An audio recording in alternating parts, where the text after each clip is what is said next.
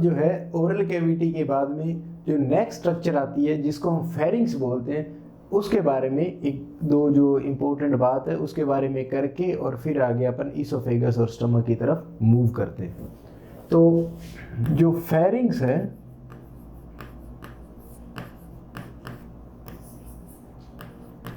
इसके बारे में एक क्वेश्चन तो ये आता है कि हमारी बॉडी के अंदर ऐसी कौन सी स्ट्रक्चर है जो डाइजेस्टिव सिस्टम के अंदर भी अपना रोल प्ले करती है और रेस्पिरेटरी सिस्टम है उसके अंदर भी अपना रोल प्ले करती है, तो उसके अंदर नाम आएगा फेरिंग्स। ये डाइजेस्टिव सिस्टम का भी एक ऑर्गन है और वहाँ पे रेस्पिरेटरी सिस्टम का भी एक ऑर्गन है। तो हम बोल सकते हैं कि plays a role in respiratory system as well as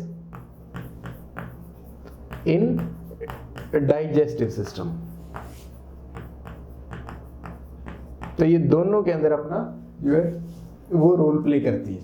फिर ये आगे कि अगर हम देखें कि फेरिंग्स जो है वो कितने टाइप्स की होती है, तो हम बात करें तो इसके अंदर पहला आता है जी नेजोफेरिंग्स, नेजोफेरिंग्स। फिर आता है ओरोफेरिंग्स, उसके बाद में आता है लैरिंजियोफेरिंग्स,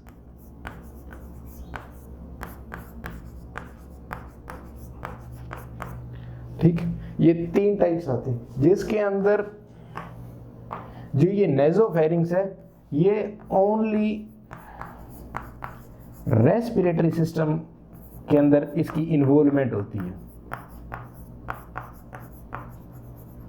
यह सिर्फ और सिर्फ रेस्पिरेटरी सिस्टम के लिए ही वर्क करता है, इसका डाइजेस्टिव सिस्टम में कोई रोल नहीं है नेजोफेरिंग्स का। और इस नेजोफेरिंग्स और ओरोफेरिंग्स ये किन के द्वारा जो है वहाँ पे मतलब हम बोलें कि जो नेजल कैविटी थी और ओरल कैविटी थी वो हार्ड पैलेट और सॉफ्ट पैलेट ने और जो यूविला था उन्होंने इनके बीच में सेपरेशन वहाँ पे हमें दिया, जिससे कि वहाँ पे जो भी हम कुछ ले रहे हैं वो नेजल कैविटी के अंदर नहीं जाता। अब जो ओरोफेरिंग्स और लैरिंजियोफेरिंग्स है इन दोनों का डाइजेशन के अंदर जो है वो वहाँ पे रोल रहता है, ठीक है। कहाँ पे? इन डाइजेशन, इनका डाइजेशन के अंदर रोल रहेगा ओरोफेरिंग्स का और लैरिंजियोफेरिंग्स का। इसी लैरिंजियोफेरिंग्स के साथ कॉन्टिन्यूअस होता है, इसके साथ ही कंटिन्यू करता है कौन? ईसोफेगस। कौन करेगा? ईसोफेगस। जो ईसोफेगस है वो जो ओरोफेरिंग्स होती है उसमें सबसे ऊपर नेजोफेरिंग्स, फिर ओरल जो ओरोफेरिंग्स, फिर लैरिंजियोफेरिंग्स, और उस लैरिंजियोफेरिंग्स के साथ ये आगे कंटिन्यू करती है ईसोफेगस। तो ये इनका लास्ट पार्ट हो गया जो आगे जाके किसके साथ कंटिन्यू करेगा? ईसोफेगस के साथ, जिसमें ओरोफेरिंग्स और लैरिंजियोफेरिंग्स उनका डाइजेशन के अंदर रोल रहेगा, नेजोफेरिंग्स का ओनली रेस्पिरेटरी सिस्टम के अंदर रोल रहेगा, ठीक है। फिर इसके अंदर अगर आपसे पूछ लिया जाए कि इसके अंदर जो मतलब मसल्स पाई जाती है या इसके अंदर जो म्यूकोजा पाई जाती है वो कौन सी है, या म्यूकस मेम्ब्रेन या जीआई जो म्यूकोजा है वो वहाँ पे कौन सी पाई जाती है, तो हमने कल भी बात की थी, यहाँ पे non keratinised stratified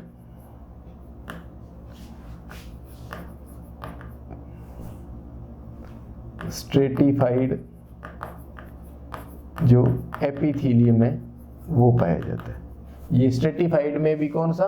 non keratinised. और ये जो नॉन केराटिनाइज्ड वाला एपिथेलियम होता है ये मॉइस्ट रखता है, तो इसका मतलब जो फेरिंग्स है वो मॉइस्ट रहेगी, ड्राई नहीं रहेगी, ठीक है। तो वहाँ पे नॉन केराटिनाइज्ड स्ट्रेटिफाइड एपिथेलियम पाया जाता है, ठीक है। और इसके अंदर अगर आप देखो तो जो मसल्स पाई जाएगी वहाँ पे स्केलेटल मसल जो है वो पाई जाती है।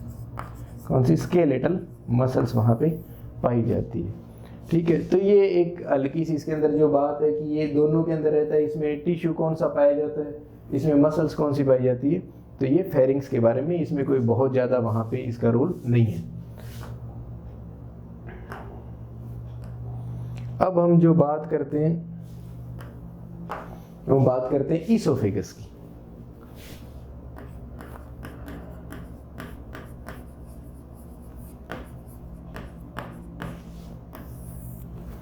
तो जो ईसोफेगस है इसका हम डायग्राम भी देख लेंगे एक बार आपको समझाने के लिए अगर मैं बताऊं। तो ये ईसोफेगस है और ये ईसोफेगस जो है आगे जाके इस तरह से ये स्टमक के साथ कंटिन्यू करती है, ठीक है।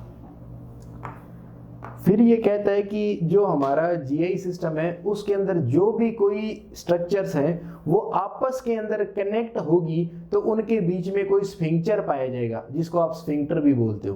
तो जो स्फिंक्चर पाया जाएगा वो एक स्ट्रक्चर को दूसरी स्ट्रक्चर से कनेक्ट करेगा। तो अगर हम बात करें कि जो ऊपर इसके लैरिंजियोफेरिंक्स था उसके साथ कंटिन्यू किया किसने, ईसोफेगस ने, तो इनके बीच में एक कोई कनेक्शन या जॉइंट बनाना पड़ेगा जिसको आपने स्फिंक्चर बोला है। तो यहाँ पे एक जॉइंट पाया जाएगा, ठीक है। फिर ये नीचे जहाँ पे स्टमक के साथ अटैच होती है या कनेक्ट होती है वहाँ पे भी एक स्फिंक्चर पाया जाएगा। ये आपने स्फिंक्चर वहाँ पे बता दिया, ठीक है। तो ये स्फिंक्चर जो इसको लैरिंजियोफेरिंक्स के साथ जोड़ता है तो इसको हम बोल सकते हैं, अगर हम देखें तो इसको हम अपर, ये ऊपर वाली साइड है तो अपर ईसोफेजियल स्फिंक्चर बोल दिया, या आप जो उसको स्फिंक्टर भी बोलते हो, अपर ईसोफेजियल स्फिंक्टर या स्फिंक्चर। यहाँ पे ये हो गया लोअर ईसोफेजियल स्फिंक्चर, ठीक है। ये लोअर ईसोफेजियल स्फिंक्चर हो गया। तो यहाँ पे दो जो स्ट्रक्चर है उन्होंने ईसोफेगस के साथ कनेक्शन बनाया, वहाँ पे इन दोनों ने वहाँ पे स्फिंक्चर दे दिया।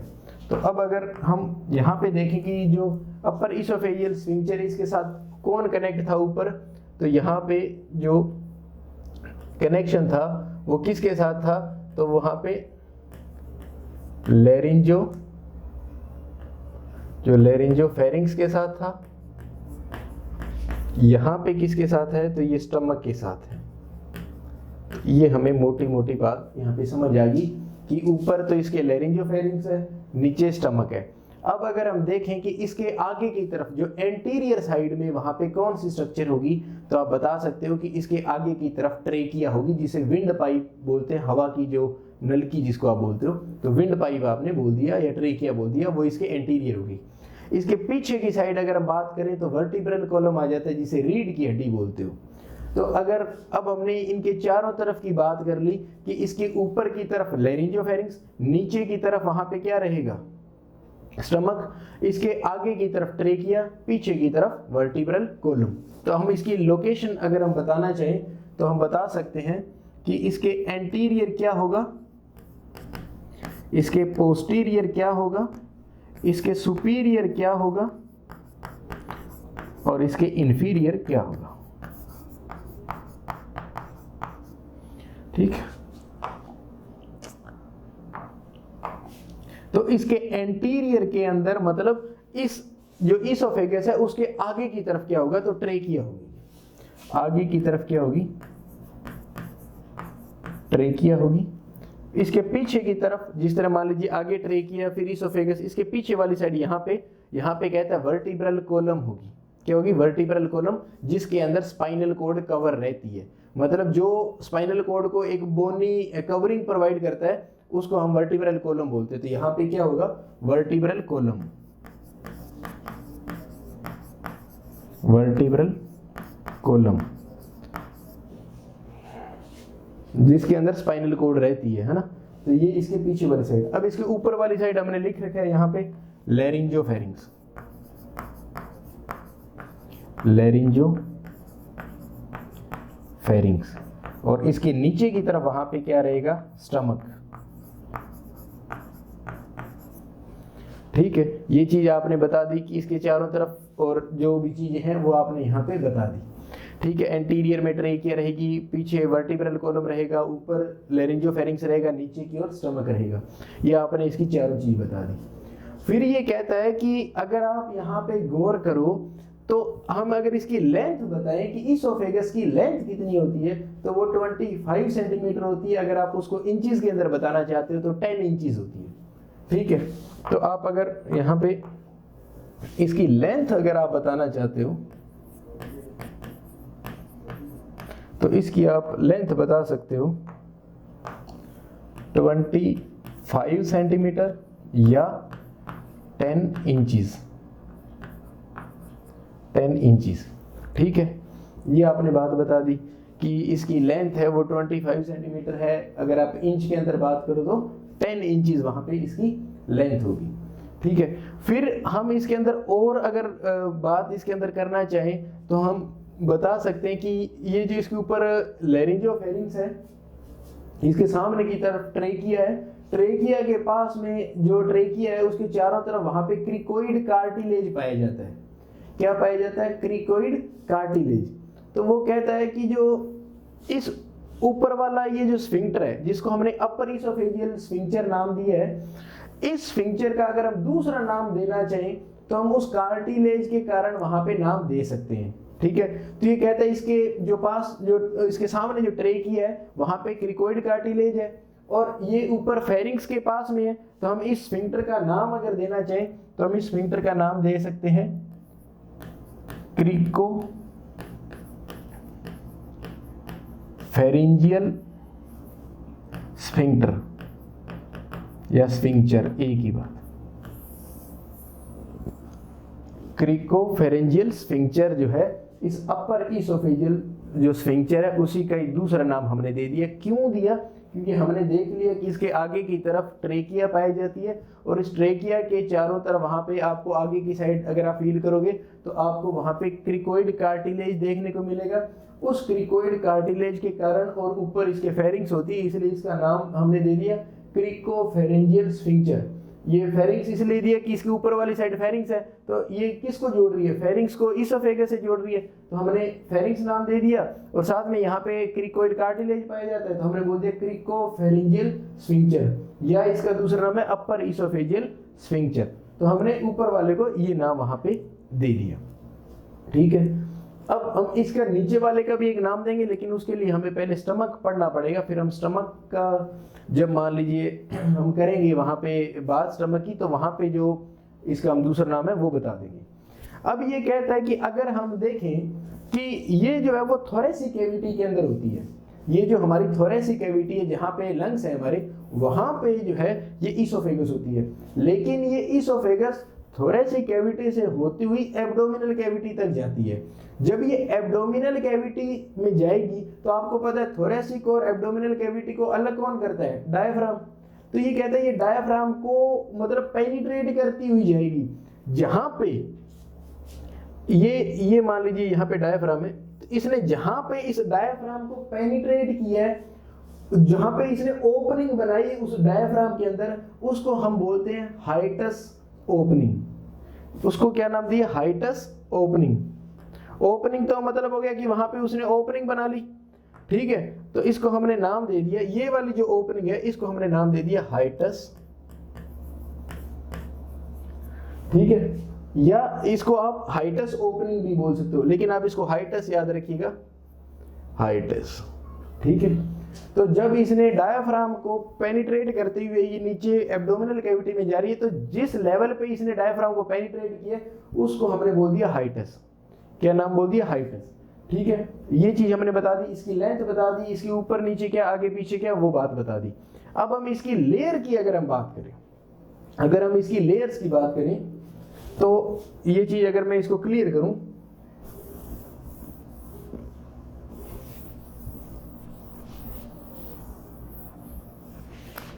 अगर हम इसकी लेयर्स की बात करें तो पहली आ गई म्यूकोजा। ठीक है, अब इस म्यूकोजा के अंदर भी ये कहता है कि जो इसोफेगस है, इसोफेगस के अंदर जो म्यूकोजा है उसके अंदर एपिथेलियम पाया जाता है। उसके अंदर सेम वही एपिथेलियम पाया जाएगा जो किसके अंदर पाया जाता है? ओरल कैविटी में और फेरिंक्स के अंदर। तो सेम वहां पे कौन सा हो गया? नॉन केराटिनाइज्ड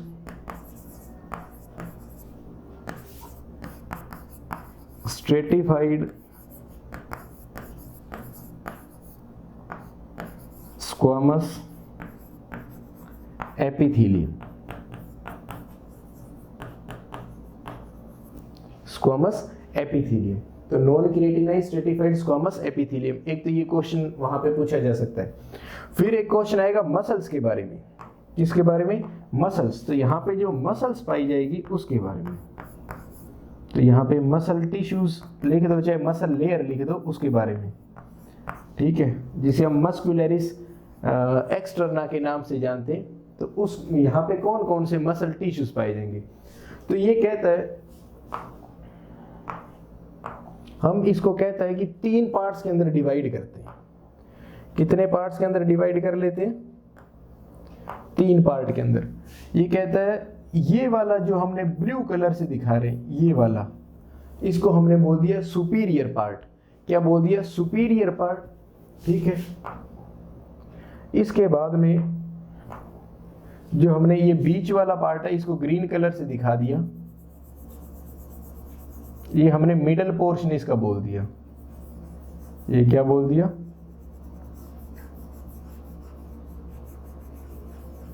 ये हमने इसका मिडल पोर्शन बोल दिया, ठीक। तो इसको अगर आप दिखाना चाहो तो ये इसका सुपीरियर पोर्शन हो गया। सुपीरियर मीन्स ऊपर वाला हिस्सा हो गया, ठीक है। ये बीच वाला हिस्सा हो गया, और यहाँ पे अगर आप रेड से नहीं, आप येलो से दिखा दो इसको, तो ये जो नीचे वाला हिस्सा हो गया,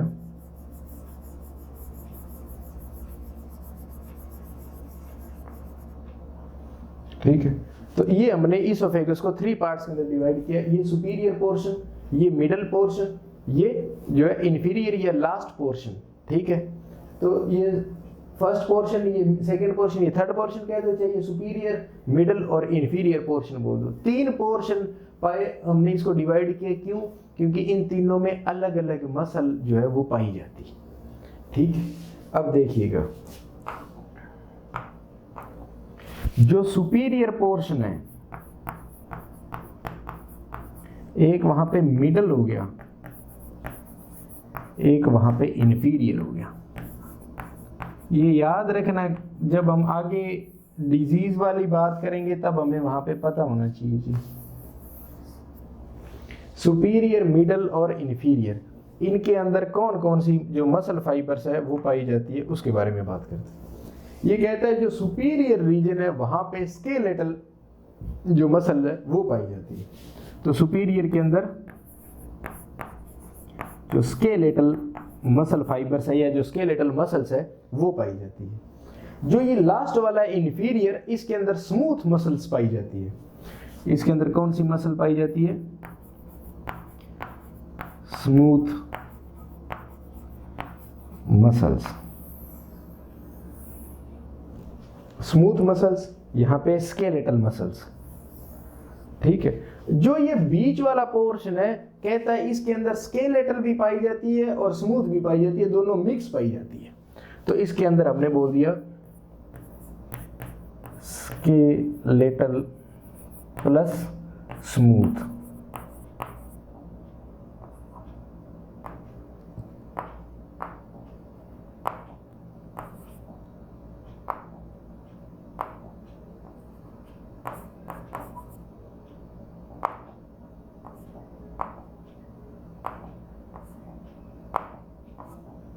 ये स्केलेटल और ये यहाँ पे स्मूथ लिखना चाह रहा हूं मैं,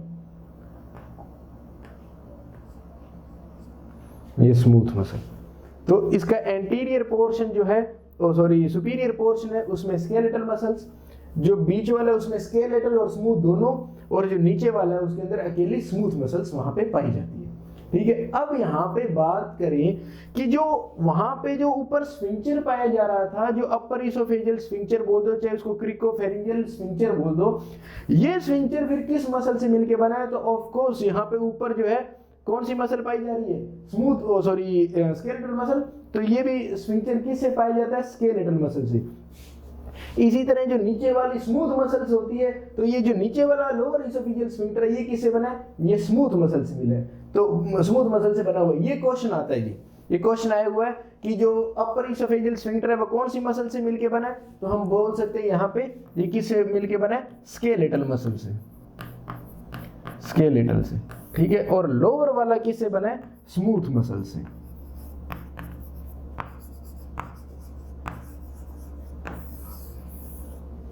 स्मूथ मसल से, ठीक है। फिर यहाँ पे एक बात मैं और आपको बता दूं, आप गौर करना, इस जो स्फिंक्टर है, जो लोअर इसोफेजियल स्फिंक्टर है, इसके पास में यहाँ पे इस एरिया के अंदर ये कहता है कि यहाँ पे म्यूकस सिक्रीट करने वाली सेल्स पाई जाती है। यहाँ पे म्यूकस को सिक्रीट करने वाली सेल जो है वो पाई जाती है। यहाँ पे ऐसी सेल्स पाई जाएंगी जो म्यूकस का सिक्रीशन करेगी। बस ये इतनी बात इसोफेगस के अंदर आपने याद रखनी है कि यहाँ पे जो म्यूकस को सिक्रीट करने वाली सेल पाई जाएगी, वो क्यों पाई जाएगी वो हम स्टमक के अंदर बात करेंगे, तब आपको पता लग जाएगा। तो अभी तक हमने इसको बोल दिया कि यहाँ पे जो अपर इसोफेजियल स्फिंक्टर है, जिसको हमने क्रिकोफेरिंजियल स्फिंक्टर बोला है, यह स्फिंक्टर जो है यह स्केलेटल मसल से मिलके बना है, और इसका जो ऊपरी हिस्सा है इसोफेगस का, ये भी किससे मिलके बना है, स्केलेटल मसल से। इसका जो मिडल पोर्शन है वो स्केलेटल प्लस स्मूथ दोनों प्रकार की मसल से मिलके बना है, और जो अंदर वाला जो सबसे निचला हिस्सा है वो किससे मिलके बना है, ओनली स्मूथ मसल से मिलके बना है। तो ये नीचे वाला स्फिंक्टर भी किससे मिलके बना हुआ है, स्मूथ मसल से मिलके बना हुआ है, ठीक है। ये आपने म्यूकोजा बता दिया, मसल टिश्यू के बारे में बता दिया। अब लास्ट आप इसकी सिरोसा के बारे में बता दो बस।